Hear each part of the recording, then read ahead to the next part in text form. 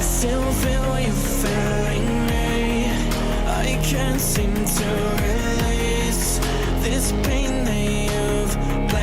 it inside me.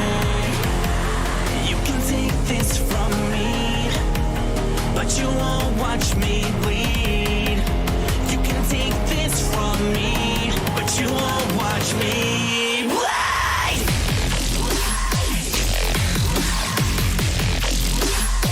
You won't watch me bleed.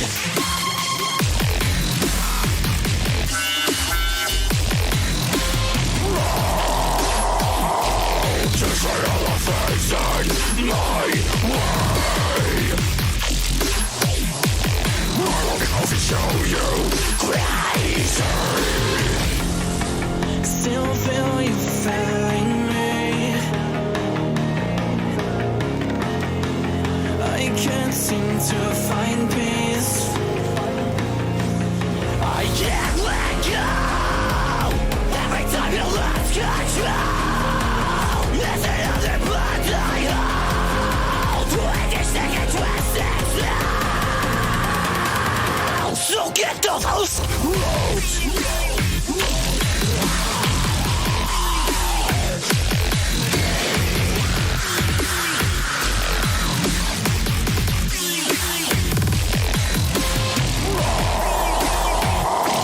Just right on the face in my way. I'll show you crazy.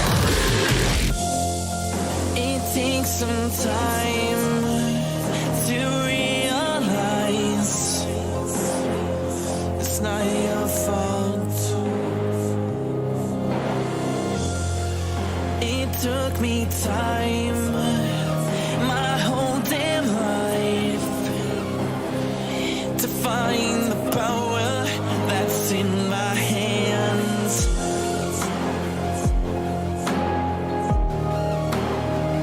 To find the power, to find the power that's in my hands.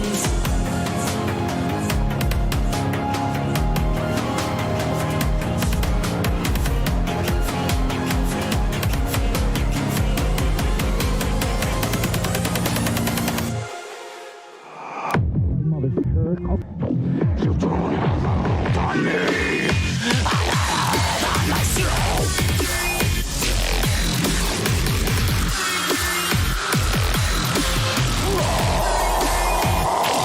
Just right on the face in my way. I'll show you crazy.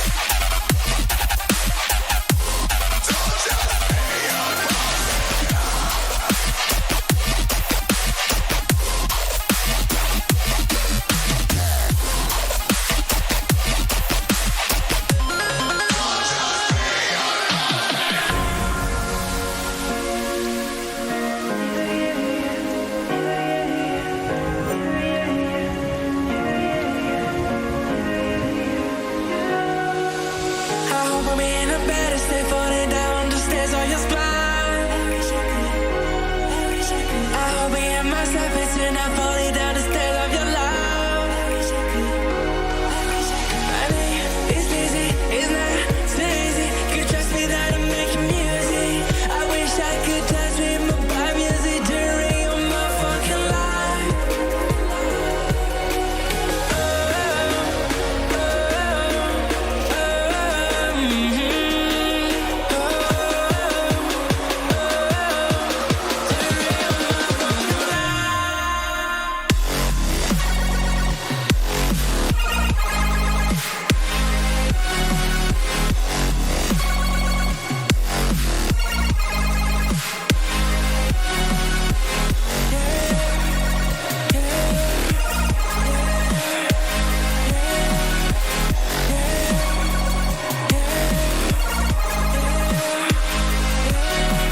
Last year again, I'm falling love again. But if only you could see yourself in my eyes. But I know you listen to me in my music. My name is busy, it's not so easy. You trust me that I'm making music. I wish I could touch with my vibe music during your motherfucking life.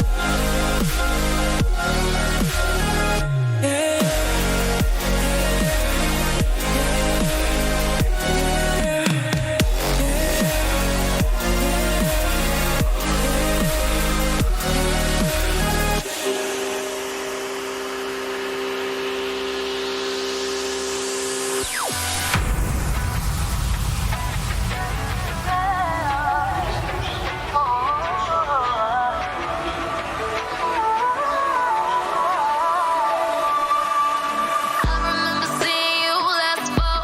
It was hard to recognize you at all. It took away the art of talking touch. I know you think that I'm ready more. Now that I will and that I should be lost. But the breaking news wasn't that we're over. That we finally took the mask off. My mommy told me that we shouldn't worry.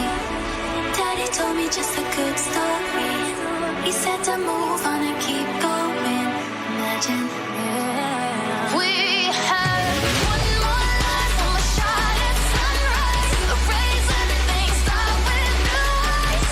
Heartbreaks the same tragic goodbyes. Wanna dance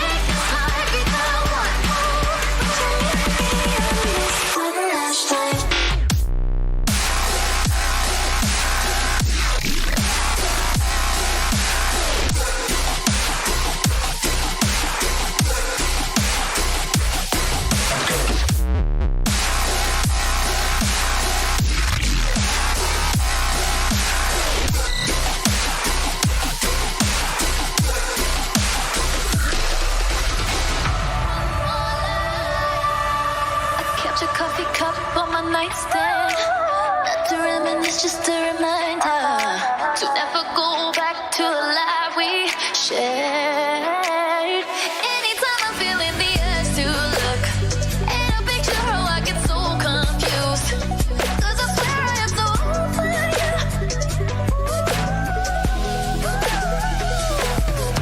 My mommy told me that we shouldn't worry. Daddy told me just a good story. He said to move on and keep going, going. We had one more life, one more shot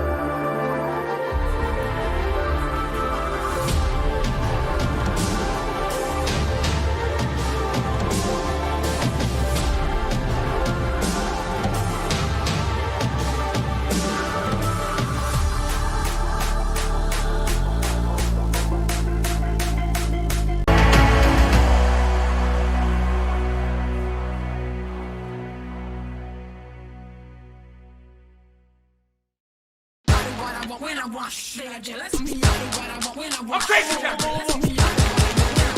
Yes. I'm nasty, Captain! Bro, what? Yes.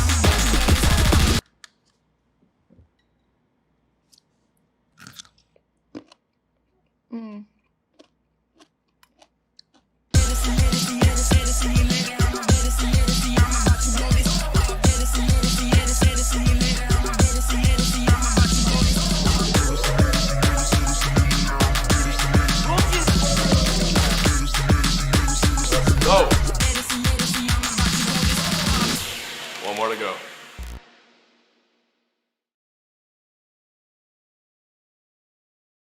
Innovation, determination, manifestation. Just a few actions that can affect your future for the long term. Or is that just a collection of assumptions that we make as a species? A collection of letters and words that trivialize the sum of a billion individual journeys? Must there be a perpetual cycle of winners and losers? Or is it just interlocking perceptions and misconceptions? We exist, and in doing so, we defy probability. We are all winning. And those ahead of the game are those at that moment taking one small step. One giant leap. It's time to equip ourselves with the tools that we need to break those remaining boundaries. Defy probability once more. To stop thinking about the past and focus on the present. After all, it's human nature to believe there is something greater. To have the drive to find a better tomorrow. To carve a new destiny away from the path that is chosen for us. To reach further than anything has ever been before. To go beyond.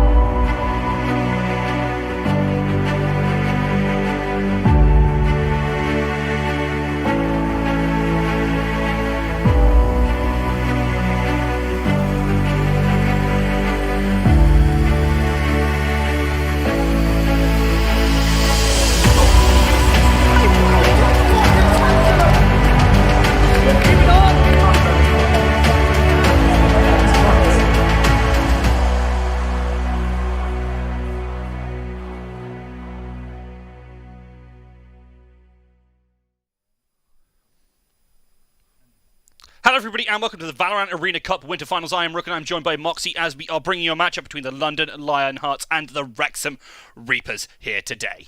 Oh, this is going to be a fun one. I mean, it's not only a grand finals, but it's also a rematch. You love to see it. I mean, maybe if you're Wrexham, you don't quite like to see it, considering the last time these teams did actually go head-to-head, they were the ones who got beaten. However, it was a 13-7. So, if anyone's got a chance to take out the current undefeated champs, it's going to be them. It certainly is. Wrexham have had a pretty impressive performance so far, but they did struggle at least a little bit in the last week, dropping a map over to the Clyde Claymores, and I mean, it kind of shows the dominance as well in comparison from the London Lionhearts, who are 2-0 up against Bristol Smugglers and have just been on an absolute tear so far. Yeah, I mean, it's going to be a best of 3 as well, so you're going to get a couple more maps to play around with this time, because when they met, it was the Swiss bracket, which means it was one game and then you're done. You don't get that chance for redemption, you don't get that chance to really turn things around if you start realizing how your opponent works a little bit too late on into the game, which is why my favourite matchups are always not best of ones, because you get to see teams adapt and come in and learn what really works and how you can take advantage of the mistakes that the other side makes, and that's something that Wrexham are going to be able to do today. Absolutely, and I think it's especially important when we're kind of looking at those maps, because we were talking about that best of one which they already played. They played Icebox and it was a 13-7. Well, that's our first map, and if we were finishing it with the best of one, it might be all over all too quickly. Yeah, I love Icebox. personally. It was where we really get to see Viper players hit their main stride. We saw a little bit on Bind. It was always the EE players who got to do a little bit of that EMEA rep coming on through. No, it was always just one of those maps where Viper is just so strong because she's so good at limiting the verticality. And if you think about Icebox, a lot of the map, all of it is mostly decided up in the air by those Jet players with the ops. If you're able to get that gun under wraps as soon as you possibly can, you're going to have a much easier time. Unless you're going for a toxic screen, then it's a little bit harder to get that shot off. Yeah, I think this is a map that really does kind of demonstrate skill, and it's also kind of difficult as well to get the timings on it, so you need a really skilled Viper player if you're going to get that going. Something else to kind of talk about those walls is we often see the Sage paired with it. Obviously, it allows you to play really strong post-plant situations, and that's what makes the attacking side potentially a little bit favoured for the Lionhearts, right?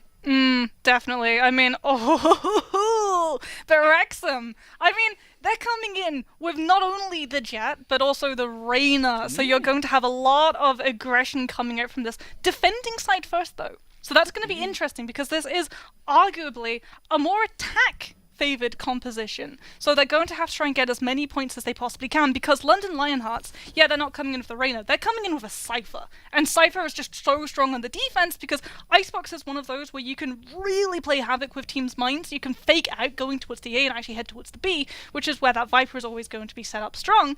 If you have a Cypher, all of that, all of the baits, all of the fakes just go completely out of the window because you just look in your phone pocket and hey-ho, you get to see an entire team.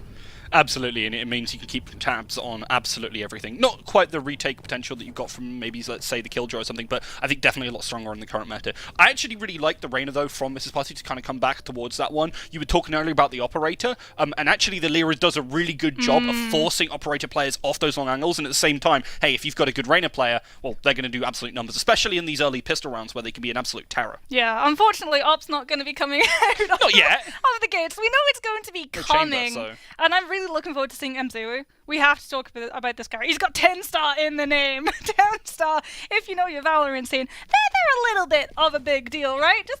Just a tad. So it's definitely going to be an interesting one for Kensho to try and keep a hold and keep wraps on this enemy Jet, because if you lose the up battle, it's going to be a lot harder, but it is going to be that pistol round coming out first. Yeah, they're just rushing right on through, straight through the mid, but they don't know behind. They do go down to Patu here. Can Patu get a second? No dice, unfortunately, as it is going to be the attacking side forcing forward almost straight away. The London Lionhearts, they've not got an advantage, but they have almost got that spike down as 4-tapping starts putting it on. You can see the chase here from BPA, but it doesn't lead into anything. It's a good shutdown here early on from London. Yeah, lots of early aggression. We sort of expected this, right? Especially when you look at the composition that Wrexham are running. This is a team that really wants that information to come through, especially when you're running the Sova. You want the recon bots to be able to set yourself up properly. The Reyna even can go in a little bit early with those lids to try and get a little bit of that information on where these teams are going to be playing with. That all goes out of the window if Lionhearts just decide to team rush right in. It's the deathball composition, and it's absolutely beautifully pulled off because it means that you're not just taking on pockets of defense. You're going straight through everything in your path and not allowing them time to set up. Yeah, I mean, there was actually a really good play from Patu to maybe make something happen, but unfortunately, they just played onto the rest of the site, and it didn't work out quite so well. The Leah, unfortunately for Mrs. Patu, doesn't see anything, but they will be able to push right up that mid. They are looking to wrap around and catch them on the backside, but look at this Spectre. Takes down one, and they've still got more. The Cyber Cage goes up to buy a bit of extra time as Dargon goes hunting for a little bit more. Takes down another, gets peeked out, and sure, they go down, but at what cost for the rest of the team? You can see it right now that Wrexham, unfortunately, the ones getting ripped. Good frag here for BPA, but still 1 versus 3 and down weapons. Almost gets another shot into Mzuru, but not enough to take him down. I mean, you can see as well that Lionhearts were expecting it. The fact that they don't go anywhere closer to the A site, they just back off a little bit, wait around that entrance to Belt, catch them as they come through. The screen is absolutely perfect. It completely cuts off the line of sight for the defense, which means that you're walking straight into bullet fire. That spray coming out from the SMG is absolutely deadly, and they just don't have anything to answer back with because they've got to get through not only the screen, but the cover that all of Lionhearts are hiding behind as well with pistols. But now we're going to see the defense actually coming in on the rifles. It's very important that they take this round. They're fully buying into it. If they don't manage to get even a couple of guns away, we're going to see a completely unimpeded op shot come out from Mzuru in the next round. That player we wanted to highlight, Mzuru, does have a rifle in hand as well, so keep an eye on that one, because obviously that Vandal could be pretty darn deadly. Didn't get that early frag that they were looking for, but Zadinki's going to be the first one to find that frag. Sting is very strong in the hands of solid players, and Zadinki certainly is one too. They're going to be pushing up, getting that spike down as quickly as they possibly can, and make it very difficult for this push to come on forward. With Darkman going down, though, that's going to be a difficult post plant, but the frags might be enough to rectify the situation. 3 versus 3. The dash keeps Mzuu alive for now, and forward tapping gives the backup that they oh so sorely needed. With BPA's position given away, that's easy pickings for the Cypher. And Mrs. Patu, I mean, is on a clutch character, but unfortunately, they just don't have the space, they just don't have the time, and Mzuu will finish it off. It's a gamble, and it's one that in another dimension works beautifully, right? You sacrifice a little bit of the player numbers in the fight that's going to be coming up, but you're going to have a presence at the back. Ideally, you can push all of Lionhearts right into all of the players waiting on that site, and you can collapse onto them, just like we saw Lionhearts in the previous round. However, you take so long to safely get all the way through the mid, then round to belt, that you've already lost the fight before you can actually enter into it. Yeah, that's the thing, right? Whenever you're going for a flank, you have to remember this, that you're essentially leaving your team, like 4v5 for the entire time. So you're kind of baiting them to an extent. Obviously, it can work out, but if it doesn't, you are just baiting your team. There's nothing you can get out here. This is Bartu in such a cheeky position. Gets spotted out, unfortunately, will go down. You know, I thought it was going to work, but unfortunately the Bucky isn't enough, and the drone was really good usage there to keep the dream alive right now. Mzuu looking for heads. Doesn't quite find anything just yet. The peek out, but position given away, and they're going to have to get away from that one because of the players right on top here. They now have a stinger in hand, so they could cause some problems, but the cover is there from Mzuu. It's not all too bad, and they clean up the rest of these players. It's just Kensho and no more. Yeah, I mean, that's the outcome that we expected from this round, right? You're coming in on a far weaker buy. You can see that they're really trying to just find any way to try and impact on Lionheart's economies right now. The fact that you push so far up with a Bucky, just hoping that someone's going to walk into you and you can get that headshot, take away one of these guns, because the writing's on the wall. Now we're seeing an op come through. Kensho knows. This has to count. You just spent pretty much your entire team's bank on this one round, and then you look at Lionheart's economy, and even if they full buy into rifles, even if they lose these weapons, they're still going to be able to recover immediately after this. Yeah, they're going to be in a perfectly fine situation. They've got so much to work with. Mzuu peeking up here, looking to try and get someone from his little perch.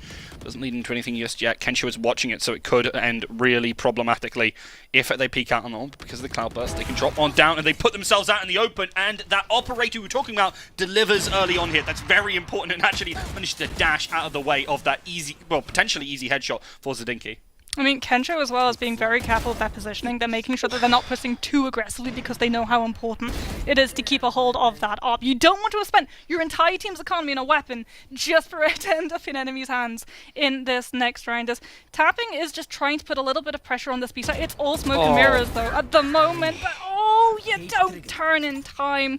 Leotic caught a little bit unawares, and that's going to set the stage for this B plant to come through. Yeah, it's so free now. Full Tapping is actually pushing forward, so there's a potential chance for this Sage to play spoiler if they move up in the nick of time, but they don't cover it. And as I was going to say, there's a lot of ultimates right now available for Wrexham. They do actually manage to take down Zadinki, but the spike goes down regardless. It's 2 versus 4, and they've even blown the Viper's pit here to try and keep the dream alive, and they even found the frag onto Kensho, so this is looking super good right now. As long as you don't get sprayed out, it's all easy peasy from here on out. Patu is watching, waiting, trying to catch the players. They rotate on in. The Cam spots out the Viper, and that could lead to something. They take down Connor Baby. Now, this is a real problem for the team. Full Tapping has to peek out, takes down one, and now can just play for time, try and bait out, and they're trying to get the defuse. Patu's just holding it. The wall, however, is going to break, and that's going to give them away. It's an easy frag there. Full Tapping clutches it out for their team. Yeah, Full Tapping just a little bit too close for you to be able to stick half of that diffuse and then try and go for a little bit of a better positioning, maybe hide around yellow,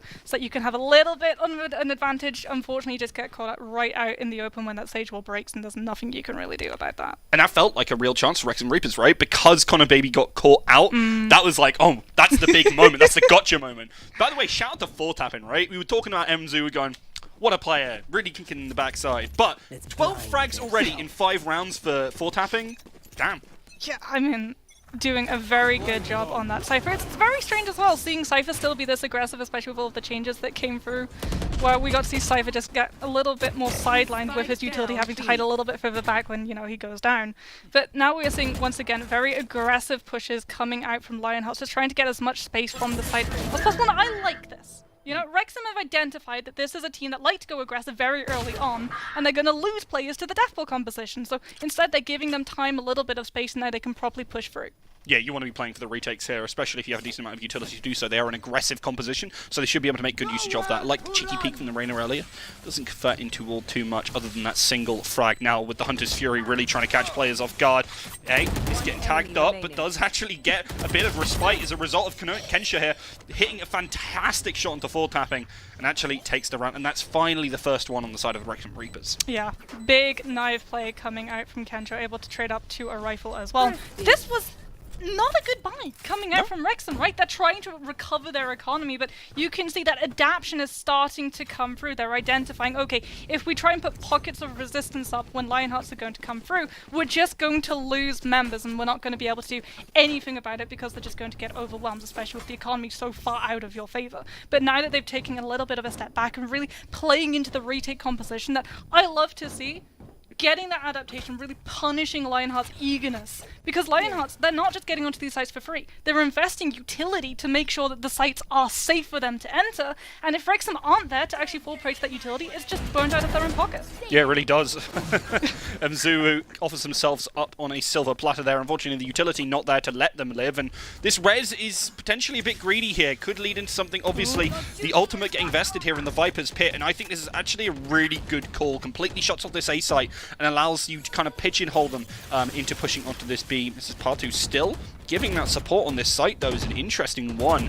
And, I mean, actually the right call in the end. They managed to take down Zadinky for good measure. And they're catching everyone, honestly, on the sides. This is looking really sloppy right now for London Lionhearts. And, I mean, they're just dropping like flies, frankly. Yeah. You can see Mrs. Partu, like, moving up here for even more, trying to catch something. Sure goes down, but this round is so in their favor. Wrexham has started to learn that pacing, right?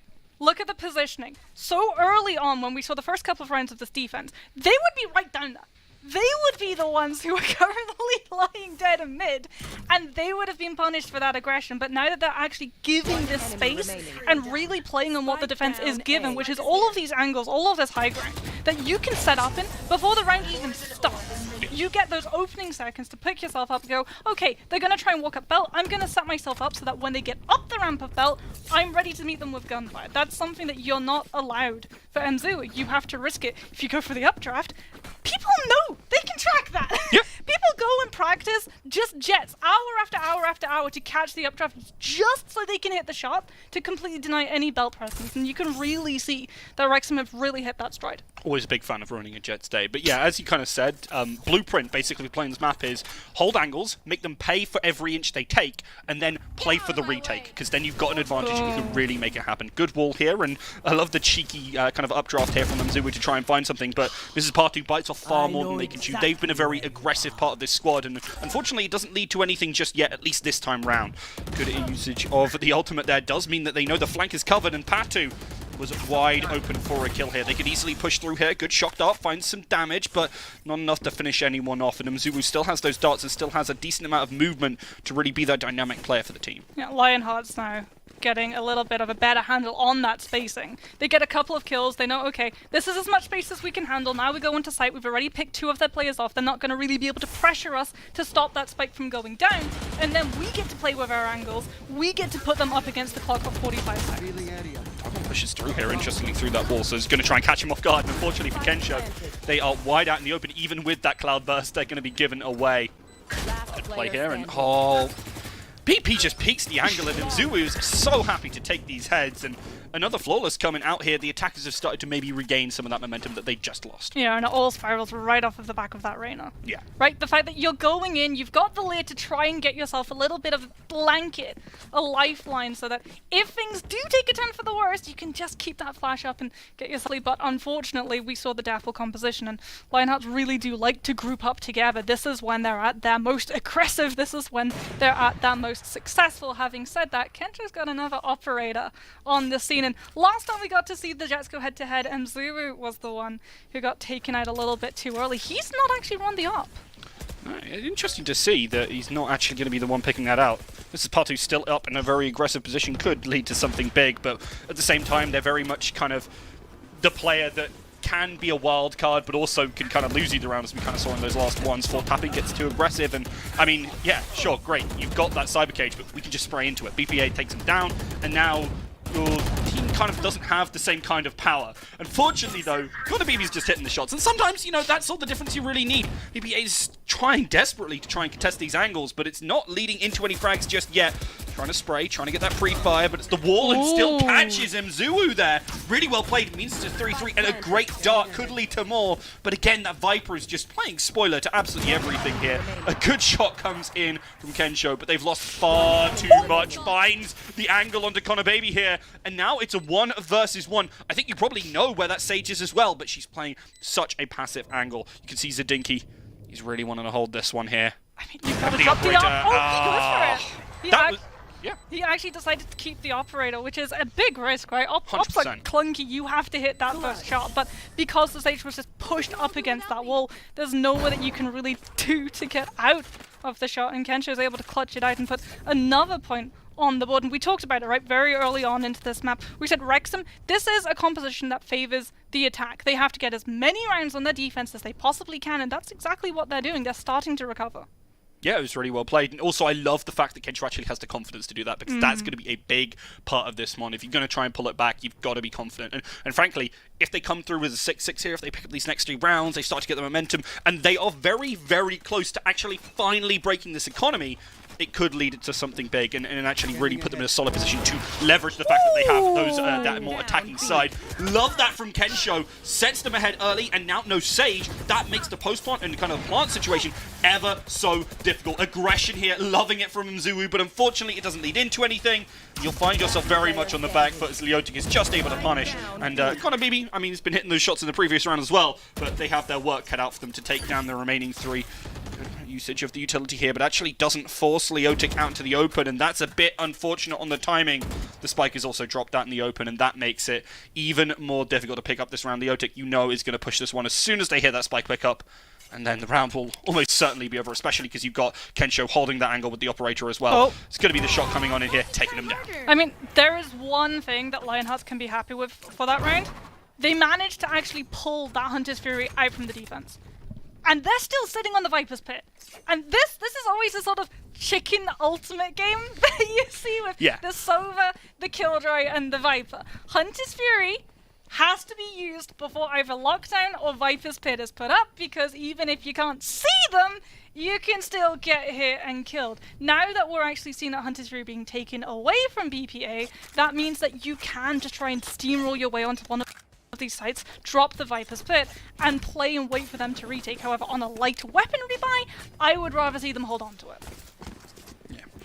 I mean, hey, if you're running those shotguns, you got the Judge on the Viper. Oh, you know, I'm feeling it, but they've opted more for Marshals, which I think is actually a really good call for the parlance of the map. Unfortunately, they are just losing players. Good early frag here from the Sova means they can kind of play with it, and Konababy actually chooses to invest that Viper's Pit, which is interesting to see. And Patu actually doesn't contest it. They're just going to kind of let it go down, but they are just pushing on into that one, not letting anything go.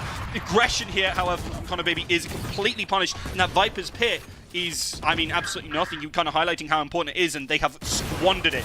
Absolutely. Nemzuu is finally getting forced out of this one. Will likely go down if they peek it, but actually has a lot of space to work with and is able to get out.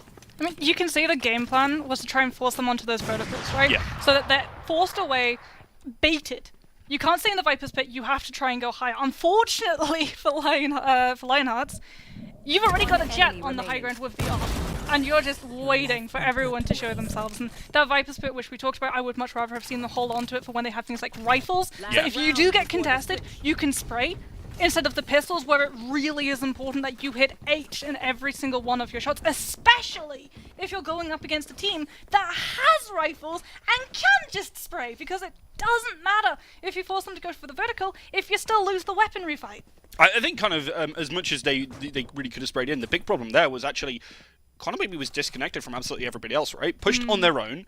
I think was the only one with a rifle as well, and didn't really amount. I think got one frag, but then it instantly got refragged, and the rest of the team was kind of sitting back going, all right, we'll play post-plant. But like, you can't. You have to get in close because you don't have the weaponry to really do anything. And now they found themselves with no Viper ultimate, up kind of at the, in a position with an ultimate deficit, and maybe a player deficit, but this is Patu, coin flip here.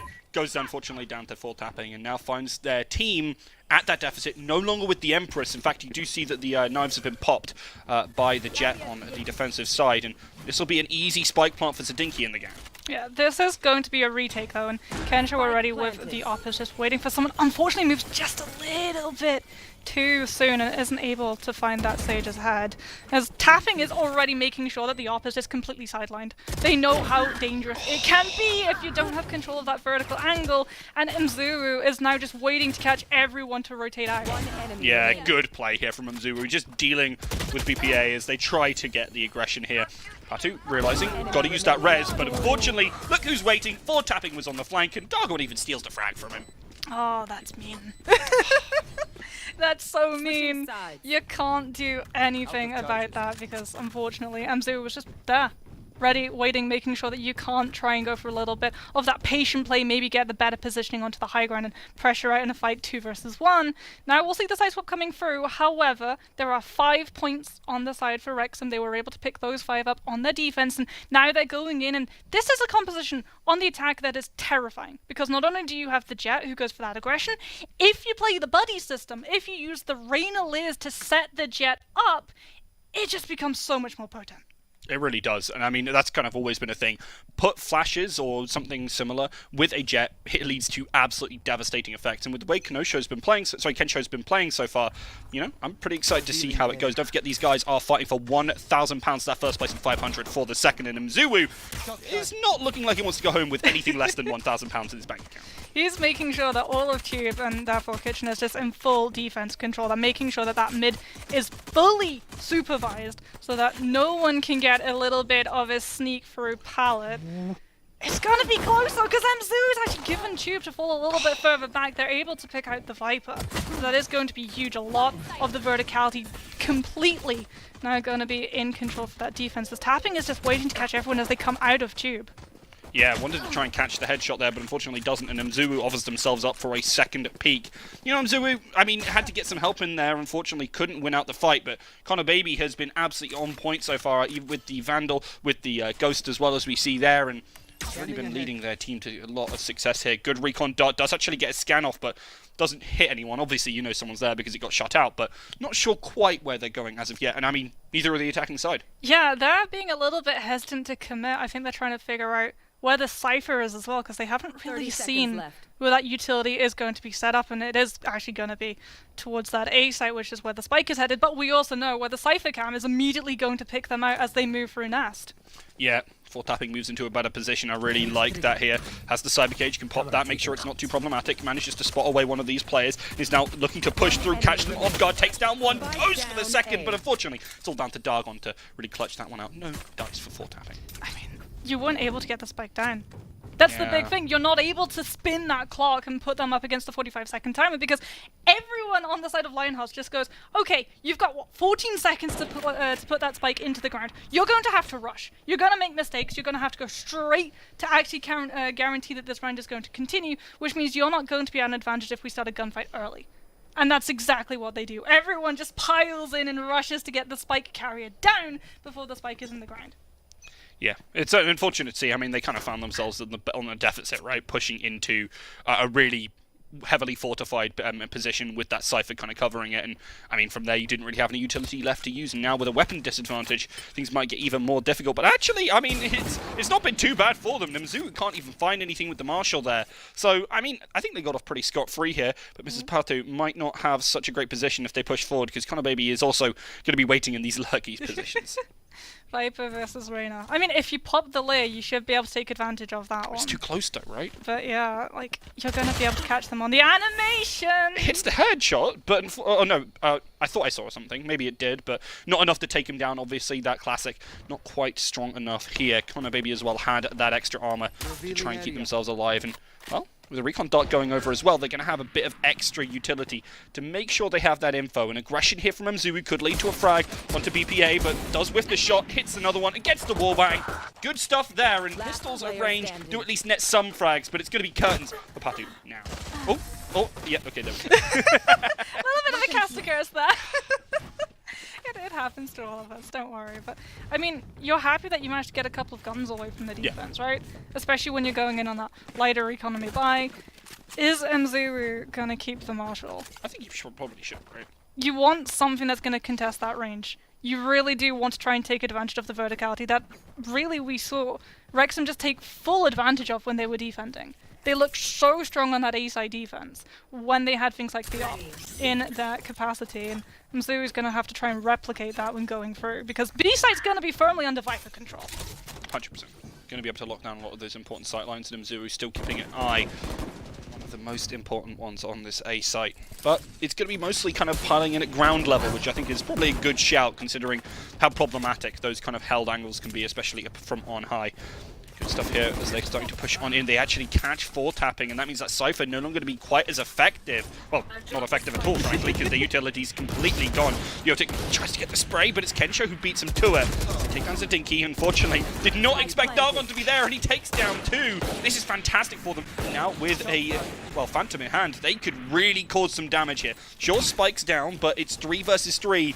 You don't have a player on the flank, however. That's really important to keep in mind, because now they can play as passive as they want. Sure, they're worried about the other flank, but as soon as they get a good recon dart in, things are going to completely change. There is no Sage as well to potentially wall this off and give them a chance for that defuse. It's going to be Dargon holding it. Spray at range here, but Patu, no, it's MZU who comes up with the frags and finishes the remaining 3 off. You can see as well the team play coming through. The second that you go for that stick on half, everyone starts making sure that you can't contest the spike carrier. If you pop out from those corners, if you try and play either aggressively or passively, you're going to get punished. If you play passively, the spike is going to get completely diffused right in front of your eyes. If you try and go aggressive, you're going to be peeking into a fight where someone's already got an angle held against you. You have to hit those opening shots, and unfortunately, they get hit against you. Absolutely. Something else to keep in mind now is how much economic relevance that round has. Look at how much the kind of the attacking side has right now. Wrexham do not have a lot of cash. They're going to be able to buy up those Spectres, a couple of Sheriffs, sure, but nothing that's really going to be able to contest those rifles in the same way that obviously other rifles would be. But don't count them out, because those pistols are ever so deadly, and there are so many rounds of Valorant that go the wrong way, because you could just find so much. But with the operator, MZU shuts down the first, and a second joined by Connor Baby. They should be able to clean this up well. Fortunately, doesn't manage to hit another until Connor Baby comes in to clean it up. Patu is way too far forward here and could get caught off guard if Connor Baby pushes forward. But not just yet. They're starting to play things a little bit slower. They don't want to lose those rifles for no reason, and I think that's a great shout. You can see as well, they know. It's starting to head towards that match point. You need that economy in your favor. Oh my goodness. Oh, Connor Baby. We talked about how good this guy was doing. Unfortunately, he just walked straight behind that one. And then Zero is going to be coming in once again with the operator. It's just for Padu. You can't even get the money to try and get that spike planted in time because the jet's going to be able to cut you off if you try and head towards the site. And that's exactly what M0 is going to be waiting for Patu to try. You're just completely stuffed up in garage. Yeah, good play here, and good play at range again from 4 tapping. So this actually wasn't too bad, though, for the attackers. They get a lot of econ away, but obviously they did buy, I think, pretty much down. I don't know if they have enough to buy rifles on abs. Oh, no, they do. Okay.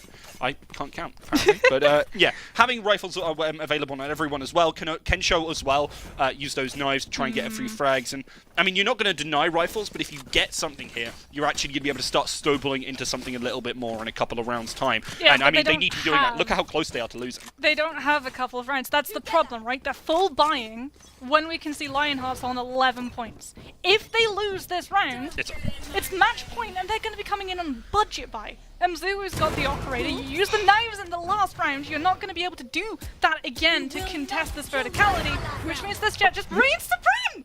You walk right into it, and MZU just lines the shot up perfectly. Oh, big mistakes. I mean, at least they get Mrs. Pato out with that ultimate, with that res to try and keep the tempo up, but they basically trade it right back in. Big mistakes from the Jet, and now down a player. I mean, they've got rifles, yeah, but executing is still certainly going to be difficult, especially when God Baby is waiting in such a cheeky angle. Not going to return to the ultimate? Okay, that's going to go down, but that I assume, well, they will have heard it, so they will now know that the A site is potentially open, but still pushing it is not going to be easier said than done, and it looks like they want to look for a push up mid into this B site, and that's going to be an interesting one because there's already 3 players, nearly 4 players ready and waiting to play spoiler to that kind of play. Darkon's waiting on the other side. Actually could see a little bit here, but unfortunately gets sorted out there. But Drone, it's the Dinky who shuts down this push-up tube. And now with Spike down, Leotic is going to have to put up the numbers, as now it's only them remaining. Connor Baby is hunting, and Leotic has managed to slip by. But unfortunately, they don't have the spike. There's really very few opportunities for them to pick this one up, and they started to figure out, by process of elimination, where this Viper has gone. Apologies for knocking my mic there for a second. But yeah, Leotic starting to get aggressive, wants to try and find this frag to, well, run train, but unfortunately, Connor Baby shuts him down. And this is what we talked about, right? This was the go big or go home play coming out from Wrexham. You go in on a full buy, you can maybe spin the economy away from Lionhearts. You went in on the full buy, you lost the round, and now we can see this. What they're buying right now is everything that they can possibly afford. This is a force on match point, and that's not a good place. You're not even giving your Jet the judge. The Jet who can use the Viper those who dashes. has ultimate. Yeah, you're not giving the Jet or anyone who has mobility the chance to actually get close and properly utilize this weapon. Instead, you're giving it to the Sova. That might be a big mistake. Yeah, the Sova's really going to struggle to get into the right position, and especially because they're going to have to push into something that's not as effective on the attacking side. And I mean, with the angles being held, it's rarely going to be effective at all. Good push here from Zadinki. Unfortunately, doesn't quite turn it into a frag. But they've got a lot of space control. There's no way you're going to be able to push up on in here. And with Leotic down, that's the Viper, the controller, the player who's really going to give you the cover to make those moves. And with BPA as well getting kind of spotted out here, the spray not quite coming in from Zadinki, but everything but as Dargon finishes off the flag. And they've gone hunting with the ultimate here to try and find Patu and finish them off. They spot them out. Zadinki finishes it off. A 13-5 performance. Dare I say better than last time. A 13-7 win last time, and this time they just bettered themselves. I mean, you can see why Lionhearts picked Icebox, right? They just look so comfortable on it. It took them a couple of rounds. They did lose a couple of points on their attack, but that was mostly because they became predictable. And that's a big problem in Valorant. That's when you really do start losing those rounds. You have to be able to have not only a game plan, but a constantly changing game plan. Otherwise, the other side's just going to be able to adapt around it. And we saw at Wrexham, they did adapt around it. They saw the over-aggressiveness, they managed to punish it, and then we saw Lionhearts just completely cut noise, pull back, wait for Wrexham to get a little bit too impatient, and try and find them, and that's when the proper punishment came through. It is indeed. We're going to go to a short break. Before that, don't forget about our sponsors, HyperX and Beyond, who are bringing you this stream today. Don't forget as well that you can get involved in giveaways in the chat. Hashtag HyperX if you want to get involved in a chance to get a HyperX Alpha headset. Cloud Alpha headset, apologies. Or if you want to get involved with some extra Beyond tubs, you can type hashtag Beyond, as we are giving out 3 of those a piece over the course of this stream. But don't go anywhere, because we'll be right back with more Valorant action after this.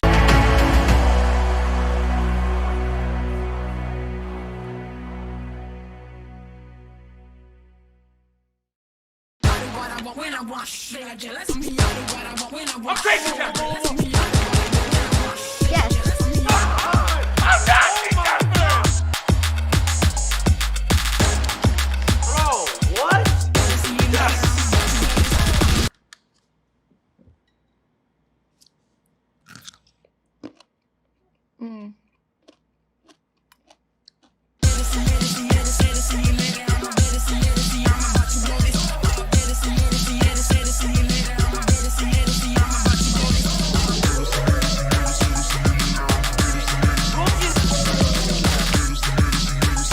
Go!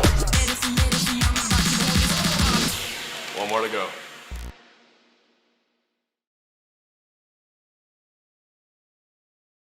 Innovation, determination, manifestation. Just a few actions that can affect your future for the long term. Or is that just a collection of assumptions that we make as a species? A collection of letters and words that trivialize the sum of a billion individual journeys? Must there be a perpetual cycle of winners and losers? Or is it just interlocking perceptions and misconceptions? We exist, and in doing so, we defy probability. We're all winning.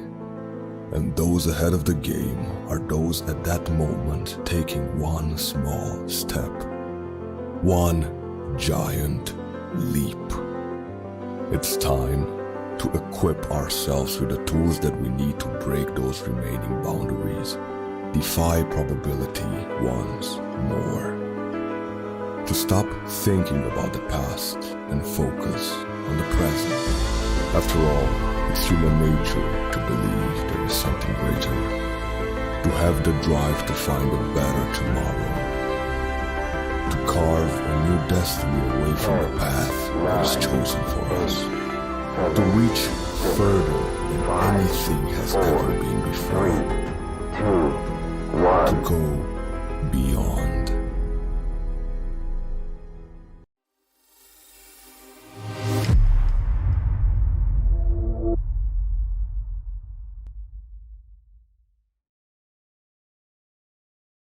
You make me feel like a bad girl. You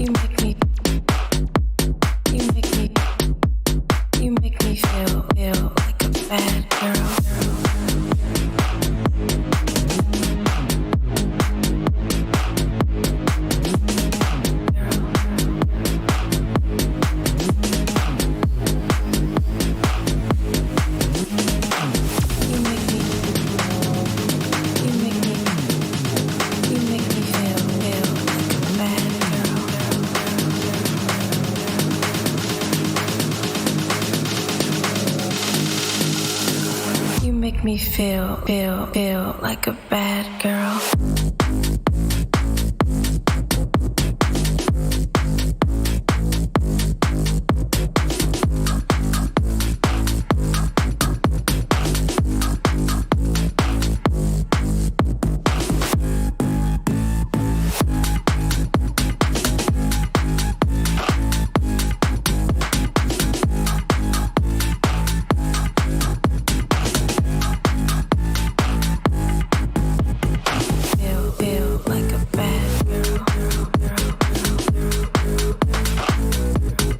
Make me feel like a bad girl.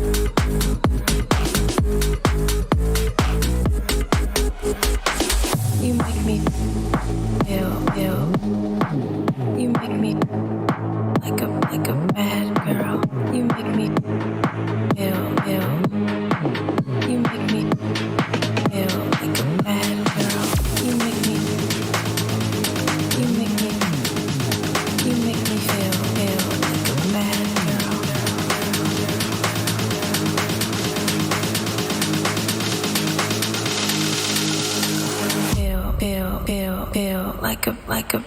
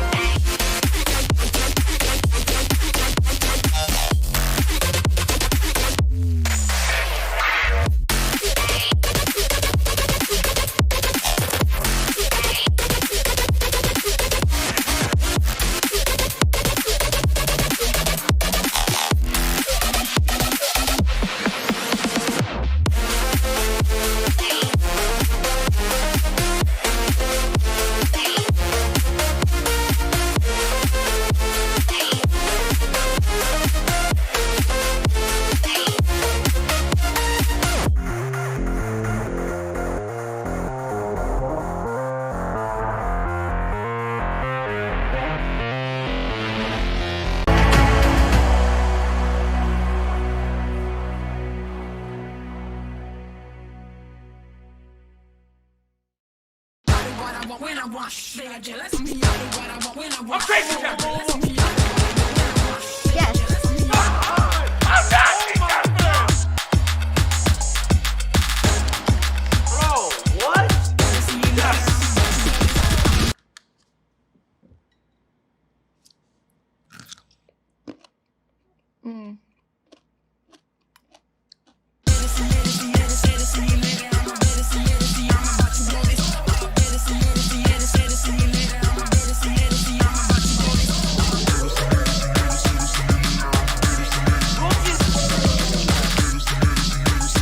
Go. One more to go.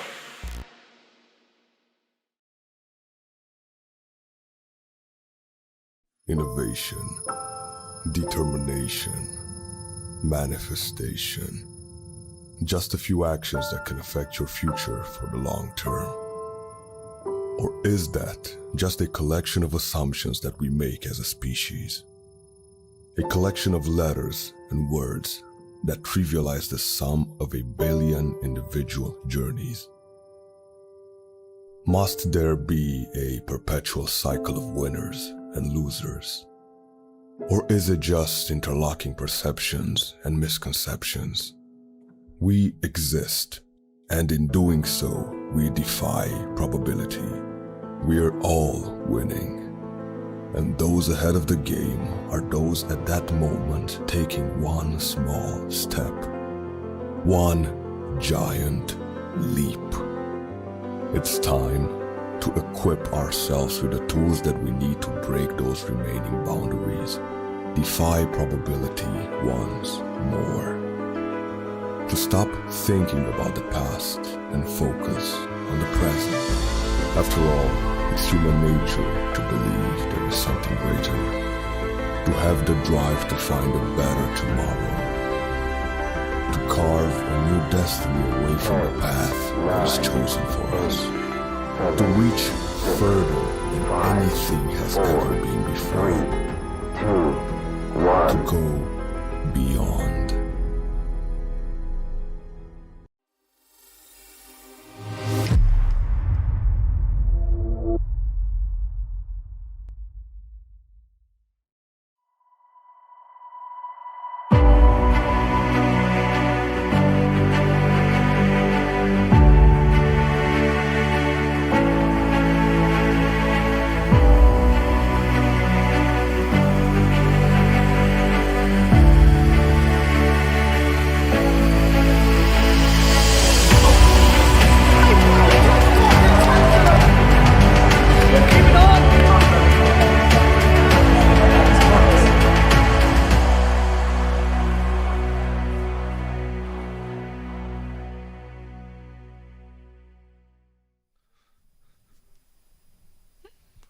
Hello everybody and welcome back to the Valorant Arena Cup Winter Finals. I am Rook and I'm joined by Moxie and we are bringing you the second match of the Grand Finals today. And don't forget, you can get involved with the stream too with those giveaways. Hashtag HyperX in the chat if you want to win some HyperX Cloud Alphas, or hashtag Beyond in the chat if you want to win some of those Beyond tubs to keep your energy going.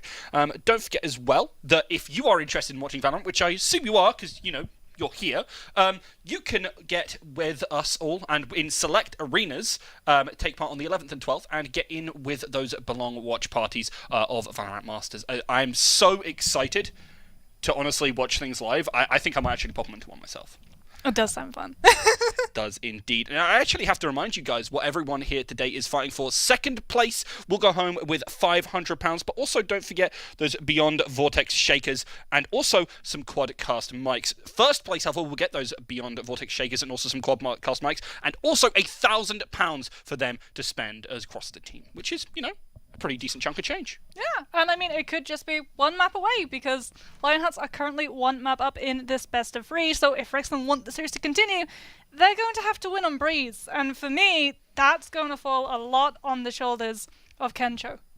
Yeah, they've been so impressive with the operator so far, I think, especially on Icebox, which is a map which is great with it. And moving on into our next map, obviously you guys can see on your screen, Breeze, that's going to be none the more important, right? Yeah, you need to have that verticality. Also, this is going to break my heart. Mrs. Patty is currently teasing the Chambers that he's not allowed in the tournament list, so it's not going to be locked in. Right? Instead, it's It's going to be something that isn't Chambers. It's something that isn't Chamber, and frankly, that's disappointing. I like Killjoy. She's alright. I'm a I don't Killjoy know. man. I feel a little bit weirded out by that, though. I'm not such a big fan of the Killjoy on this map. I mean, there's some nice stuff you can kind of do on the B site, but it feels a little bit, because obviously she only covers a certain area, and it is quite a big map. Lockdown's still really good, though. Especially if you're just going to try and section parts of this map off, because look at what they're currently teasing. The Sky, the KO, the Viper, all of this, even the Omen as well. It's just denial. You're not going to have space to properly Select move, your because agent. especially playing on the defense first, you just monopolize absolutely every single part of this map, and Breeze is one of those ones where it can be absolutely killer for those attacking sides to actually get onto site.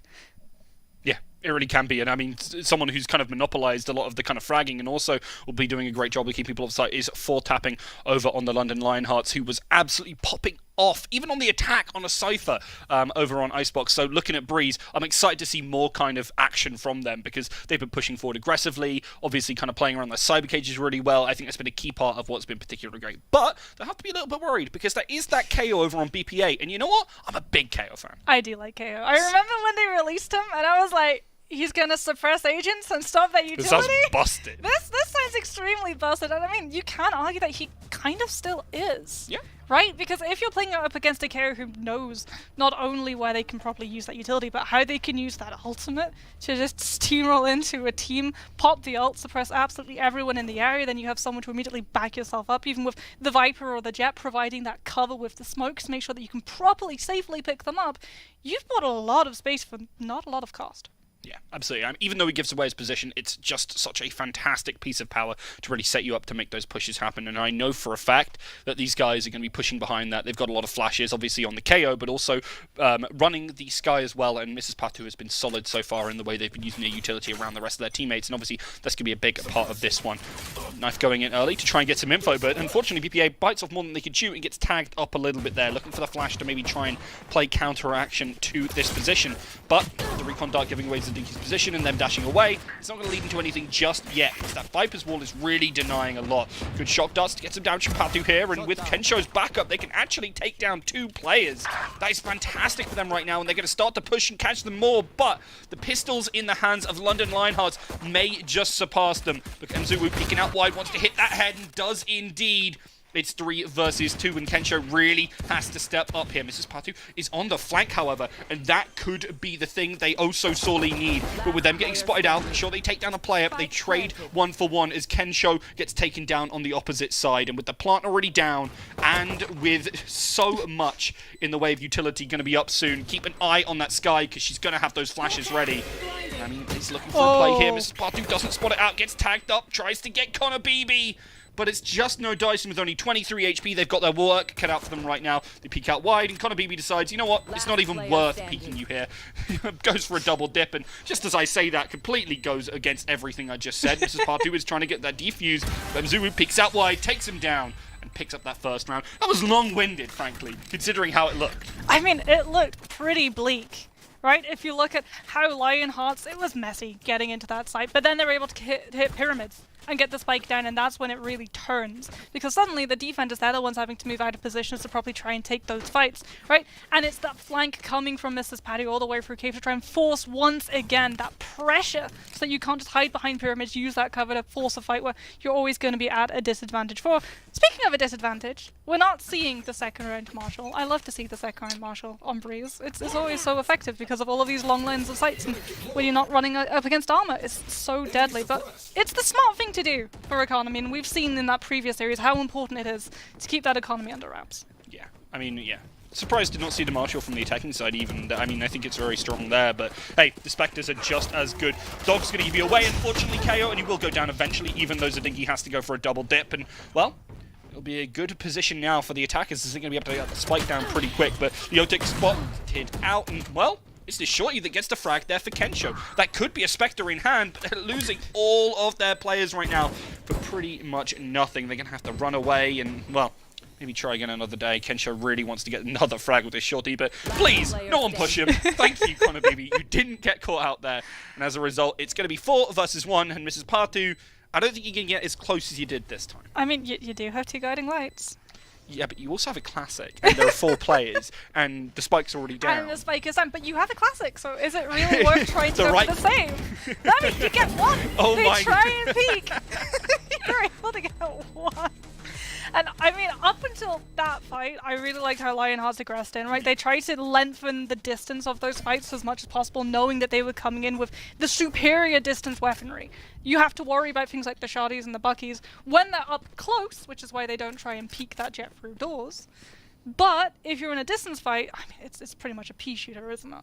Yeah, it doesn't do enough. I mean, that classic as well is something you've got to be careful of up close, and that's why I think maps like this are ones where those forces and those pistol rounds aren't quite so scary, because a lot of the other ones is very tightly knit. You get right click to point blank range, you're going to be feeling that in the morning, frankly. Yeah. And, well, that's not really what you want to be doing when you have a whole rifle in hand. So Dinky getting up close and personal already, though. Really wants to find that head, but unfortunately whiffs an important shot here. However, they have a massive amount of control over the space, but it's just these rifles at range that are going to claim name after name after name. Patu finally falls, and actually it's not too bad a deficit right now. With Mzu in a great spot, that could be what they need, and, well, actually manages to slip right into the back of sight. Seekers go through, and they are going to be following behind. Get your rifle out, buddy. They're just round the corner. Now knows exactly where Mrs. Patu is. Can't win the duel, and is left 4 tapping, all alone versus 3. It's going to be very difficult to win this now, as Kensho is pushing forward and is actually caught.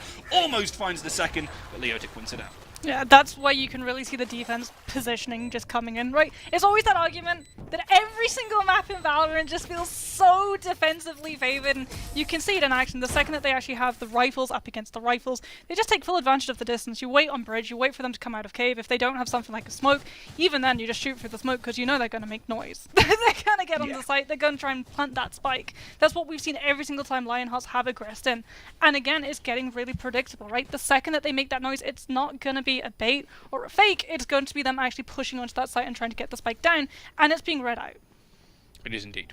Well played, honestly, by the defenders to pick that one up, but they did lose a lot in the course of it. Look at the fact that they've only got armor on, half armor on some of those players, and only Guardians, which I actually don't think is too much of a downgrade, honestly, on this map. But obviously, you can't spray and pray through those smokes as you would really want to do in those situations. So Dinky getting ever so low, but doesn't fall just yet, and obviously with a Vandal in hand, you just need 1 clean headshot. That's all you really want, and especially because you got that little bit of extra healing to keep you going. However, they do get picked off, but there's a quick retrade coming on in, and with ultimates in hand, I think the attacking side really could look to steamroll this one. They've got a lot of mid control and could really push up, even though BPA is starting to rotate back on into sight, wants to play spoiler to this one, knows now that they're executing, I think it's heard it, and could just peek out at the perfect timing here. They're actually going to push on straight into them. However, can they win this duel? Unfortunately, that Guardian not quite strong enough at close range, and this is a good chance for London Lionhearts. Yeah, you can see as well. Just as we're seeing the defense start to read out how this attacking side is playing, vice versa. They know that Shop is one of those ones where you really do have to keep full control over it because you're going to get pushed. That's what, the 3rd time now that we've seen Wrexham try and use that angle to just scupper the plans of this attacking side. And if you had that additional pressure at your back, you don't get to do what we just see them do. You don't get to take your time and relax and set up a fight where you're in favor. You're rushing to try and get those kills. You're trying to keep that side completely under wraps, or you're just being bombarded from every single side. Yeah.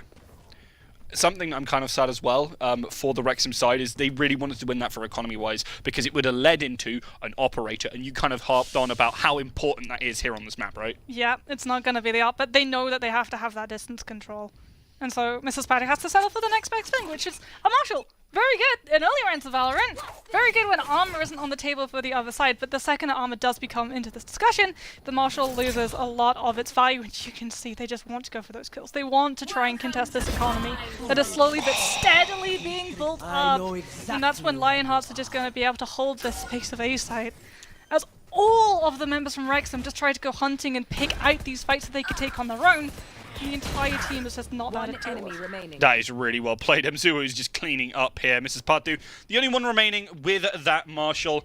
And it's going to be, well, maybe a frag here. Actually, could easily pick up this play. Gets a lot of damage, doesn't finish him off. Delir going down low and pushing forward. The right-click jump on through. May have nerfed it, but at that close range, it doesn't really matter. Yeah. Classic run and gun. It's not going to be better as much as it used to be, especially with the nerf coming through, so that you don't get it as much as potent as it was when you were moving, but it's still going to get the job done up that close. And that was a round that you really saw Wrexham just not wanting to win, but get something out of. They needed to drop a body there. Even use the ult for the jet. Yeah, that's why they properly went for trying to just take a fight as fast as they possibly could before Lionhearts had that geography to fall back into. And unfortunately, it could have worked really well if the team hadn't just fully committed to that A site so quickly, because now they could just play trap. And indeed, Dog going on in. They know that this push is likely coming off the B site because so much utility has been invested. And they've got a few players here, but look at where Zadinki is. So aggressive and so far up into this Cloudburst. Well, it'll be Full Tapping who gets those 2 frags. I really thought the Otik and Mrs. Party were going to get something, but it didn't happen. They couldn't land the shots, and they're hemorrhaging players left, right, and center. They've even invested the Hunter's Fury, but it's BPA who actually gets the frags in the end. Good play here with the Phantom, but way too close, and unfortunately for Patu, they go down. Spike not down yet, but it's only a matter of time, and it's looking like a very clean round for the attackers. Yeah, A not even able to set up flash drives to maybe give them a leg up in that bullet fight. And unfortunately, they're trying to just figure out this economy, right? That's where it really started getting away from them in Icebox, when they just, every single time they lost a round, they had to go back into that eco buy, and it was just a vicious cycle over and over and over, and they had no way of breaking the pattern. They've got to find a way to break the pattern right now, because Lions have just been on an absolute steamroll. I mean, you're kind of looking at it right now and going, well, you can't really break the pattern when we don't have the weapons to do so. They're looking at this and going, right, how can we spend the most money here without having kind of cutting ourselves off from those rifles, apologies, in the next round. And you know what? I like the Shorty. The problem is they've kind of wisened up your antics, and they're going to try and catch you out there. Connor Baby goes. Shorty's still in hand for Kensho. Does actually find one. How on earth they got away with that, I do not know. But hey, you know what? We'll absolutely take it. Trying to keep this one longer as much as we can. The Seeker actually tracking them through the dismiss as they go back into cover, but it's the Sheriffs which are landing headshot after headshot. Leotic tries for another, but unfortunately they can't make it work. They don't have the weapons, but it's a damn sight lot of damage that they've managed to find here. Yeah, 3 bodies dropped, and it means that they can feel just a little bit more comfortable. Not a lot comfortable though. Are they doing this? Are they actually doing this? Double up play going to be coming out. And just 1 up would have been risky for your economy, and I think that they're debating about it. If you do buy double ups, then you do guarantee that you're going to be running into it. But I think in the long run, especially, 5 rounds behind, you really do just want to put economy first and foremost, instead of maybe getting a second pick with that up because they don't expect to. Good damage to the wall here onto Mrs. Parto, but it's not enough to kind of lead into anything as no one was there, and Kensho is very happy to peek this out, but way too gung-ho, unfortunately, there, and gets taken down.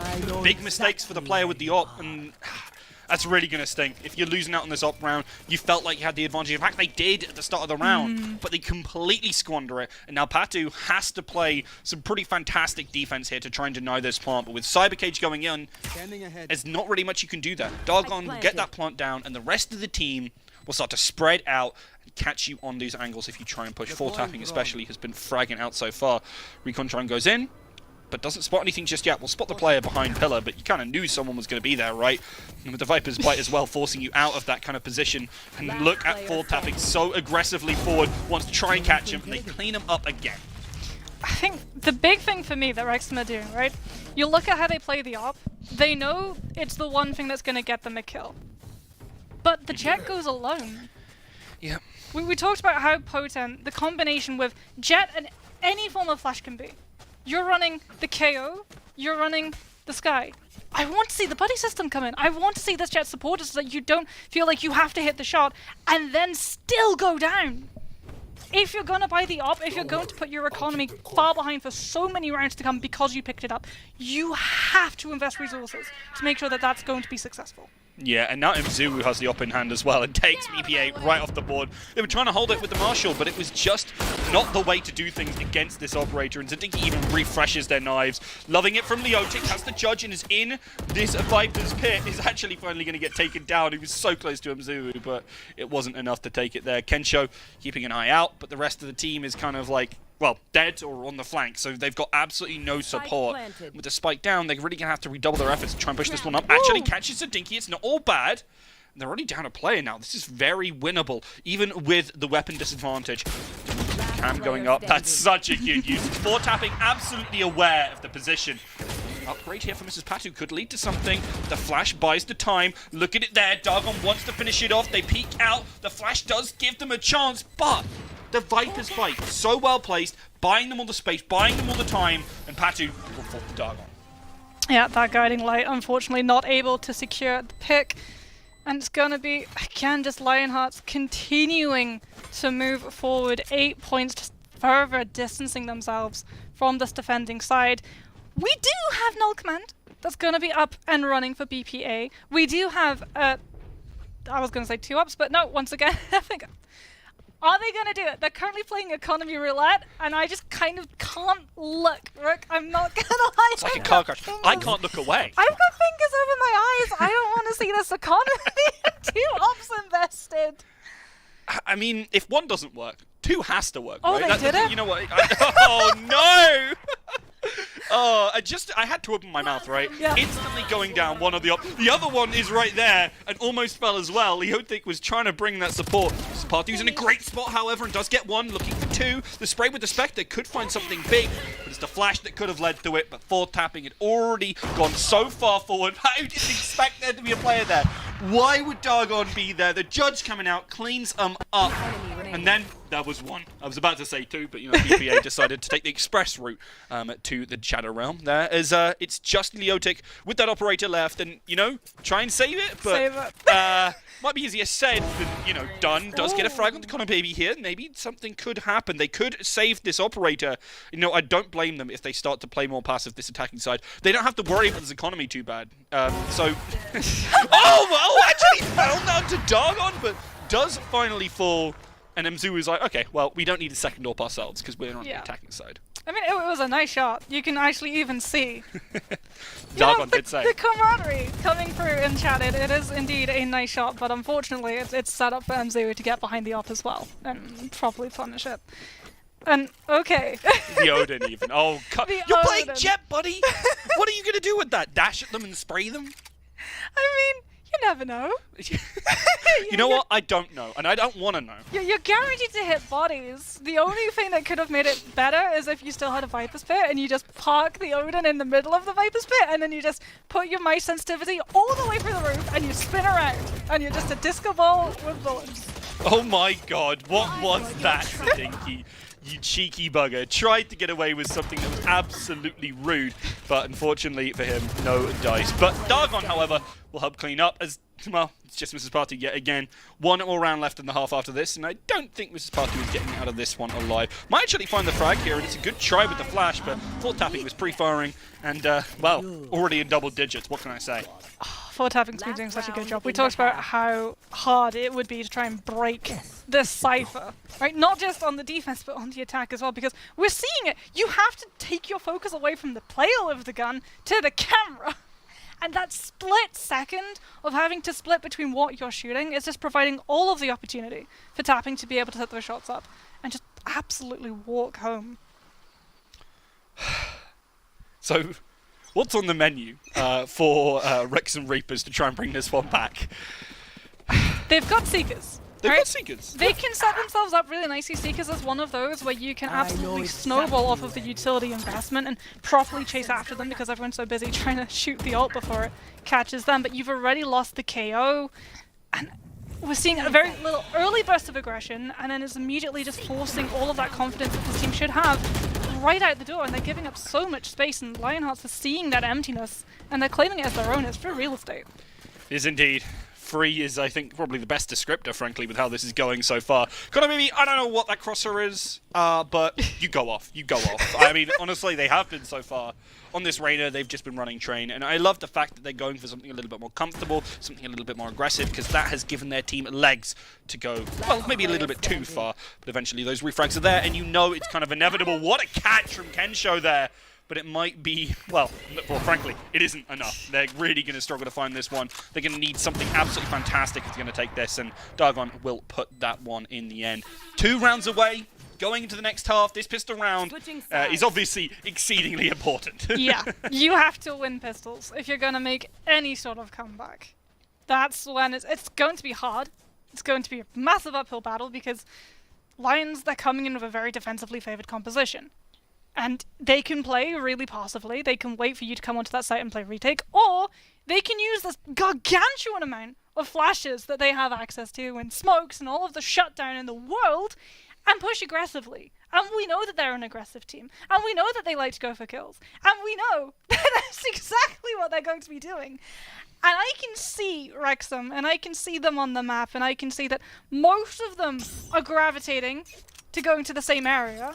But the fact that you're actually still having your KO sniff around mid is going to deprive a lot of flash utility from your team, and it's going to mean that Zadinki is free to just walk forward and do that. I mean, he only had 3 frags so far, so, you know, they're trying to gift him some, but unfortunately only turns it into 1. Bit of a mistake there from the Jet, but hey, at least they got something out of it. Mzuwu is up close and personal right now with BPA, but actually hits the shot through the box. I love to see it, honestly, and that's the power that you get from this Sheriff. You can get those wall pens, and you can also get those one digs, as we kind of see from Connor Baby there, who finds a second onto Mrs. Partu. How on earth they find that, I do not know, but they will bring it down to a 2 versus 2, and, well, it's easily cleaned up by the remaining players. It's match point, and frankly, it has been dominating performance from London Lionhearts, and we were kind of talking before about how Wrexham Reapers are obviously this new kind of belong store, and they've had the real chance to kind of show up, but, I mean, London Lionhearts, they really have kind of, well, history, and it's making a big difference here. Okay, they may be potentially losing this round, but look at the pie. You have to love it, you do. Right? Free Marshall. They know. They know. It's the strat. The problem is, right, that I think Lionhearts know as well, because they've bought into armor, which means that those Marshals, they can't get that one shot, that one tap potential that they're looking for. Connor Baby finds that first one, and the airy spray from Zadinki. He's trying to find some more, but there are too many rifles, well, hunting rifles pointed at them there. Stargon cleans it up as well. There's the last remaining one, and Mzuwu shuts it down. Fantastic performance from London Lionhearts as they take this map 13-1 and close out this grand finals 2-0. What a dominant performance from them, frankly. And you know what? Slightly expected, right? Yeah, we knew coming into this that they were the stronger team. The bracket showed that they were the stronger team. They have a lot of star power on their side, right? Mzuru, associated with 10-star. Yeah. Not on the main roster, but still having that association and access to all of 10-star's utilities and coaching and everything that you could possibly want to dip into resources and make sure that your captaining and communication is top of the class, is all there. But huge props to their opponents who had a really good showing on Icebox, were able to get a lot of grip and communication themselves. Coming in, where it started to fall through was Breeze. You could see that toll, just every single round that they just kept losing and losing and losing. You could see the concentration and the communication slipping, right? All of the team play that we saw, all of the cohesion that you could have set up, we didn't really get to see it as the rounds progressed. I would have loved to see that Jet paired up with either the Sky or the KO, but the KO on his own isn't really going to do a lot of anything, is he? No, he needs to be giving it some of that support. But kind of the great parts of this were the support, honestly, for me, for London Lionhearts. I mean, I'm kind of highlighting Dargon as well. There's another kind of university player, kind of alongside Mzuwu and Zadinki, who both were as well, or at least they might have graduated now, but at least they were last year, which is when I did most of my casting for that. But fantastic players. Obviously, Dargon coming from a very dominant rootkit side, and absolutely played out of their mind on that last one. Really great performance on Viper, and that's something to kind of very much praise, especially over on Breeze. So really impressed with them, but obviously kind of we just saw fourth tapping as well, fragging out all over the place, especially in that first map, and frankly that's what was kind of overwhelming them. Too much firepower. Yeah, and I mean so much shutdown as well, right? You look at what they were trying to set up and all of the kills that they were going for, very early aggression. If there's a lot of smokes, if there's a lot of flashes going up against you, all of that early aggression just kind of peters out, and you're left all on your own up the creek entirely, not even without a paddle, just without a boat. And you could see so you're swimming in it. Yeah, you're kind of like doggy paddling and trying to make it towards the bank, but then you're running into a Cypher Cage and a Clyde Burst, and it's just game over. It is indeed. But, well, while it's game over for this entire tournament, it's not game over for you guys at home, because don't forget that we can get involved with those Valorant watch parties we were talking about at select arenas. You can get involved 11th and 12th and get watching those finals. As I said before, I'm so excited. I still believe Fnatic can make it, you know? I'm hyped for them, but Team Liquid have been looking fresh as well so far. My money is on Fnatic. Yeah. Well, they look so strong. We love our boy Boyster as well. We do love Boyster. We do indeed. Don't forget as well that you can follow us on our social medias. I've been Rook. How do I even forget to say my own name right? I've been stumbling all over the day. I've been joined by Moxie, and on our observing has been Haribo, and, well, obviously doing all the production has been St. Martin, who has been absolutely fantastic for us today. I hope you all have a wonderful evening, and good night.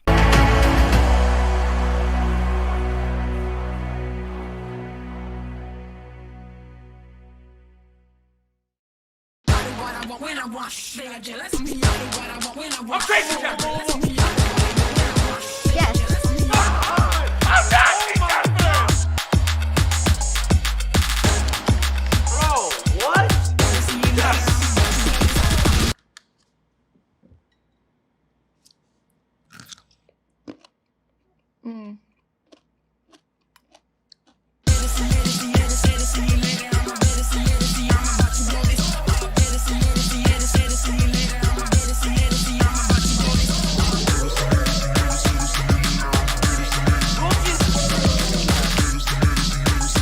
Go! One more to go.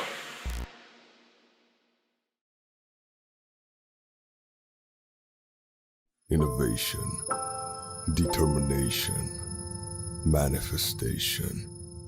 Just a few actions that can affect your future for the long term. Or is that just a collection of assumptions that we make as a species? A collection of letters and words that trivialize the sum of a billion individual journeys? Must there be a perpetual cycle of winners and losers? Or is it just interlocking perceptions and misconceptions? We exist, and in doing so, we defy probability. We're all winning. And those ahead of the game are those at that moment taking one small step, one giant leap.